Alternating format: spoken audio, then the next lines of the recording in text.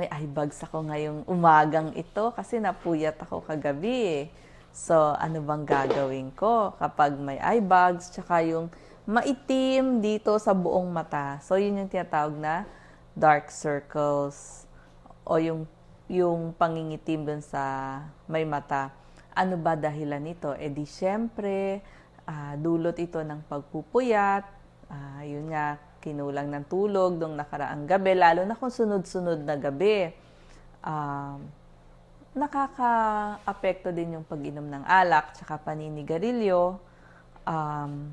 Ano yung mga tips natin o pwedeng gawin?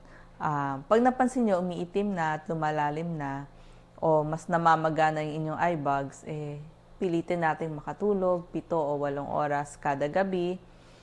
Kung hindi kayo makatulog, may insomnia, kasi problem din to ng mga may insomnia, at least higa kayo, tapos pikit kayo para akala nung eyes ninyo, tulog pa rin siya. Pwede tayong magpalamig ng, di ba meron tayong pipino sa ating frigider?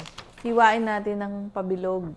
Eh di malamig na yon, di ba? Napalamig nyo na sa inyong ref. Hiwain natin ng pabilog.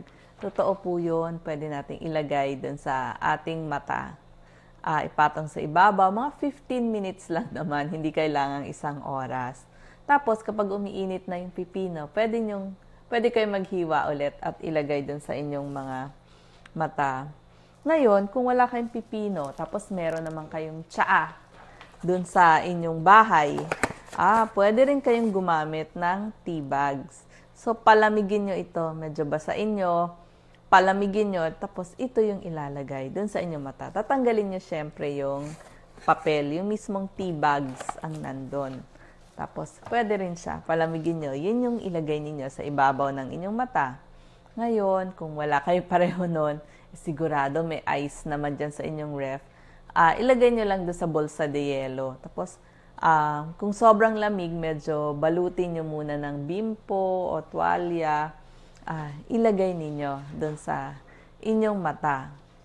Tapos, uminom ng tubig. Kailangan natin well-hydrated tayo. So, 8 hanggang 10 basong tubig kada araw. Kasi, kapag kulang tayo sa tubig, magiging kulubot dito sa ilalim ng ating mata. Kaya, tsaka lulubog yan para kayong na-dehydrate. Parang yung mga nagtae, hindi ba lumulubog dito sa ilalim. So, kailangan inom tayo ng maraming tubig.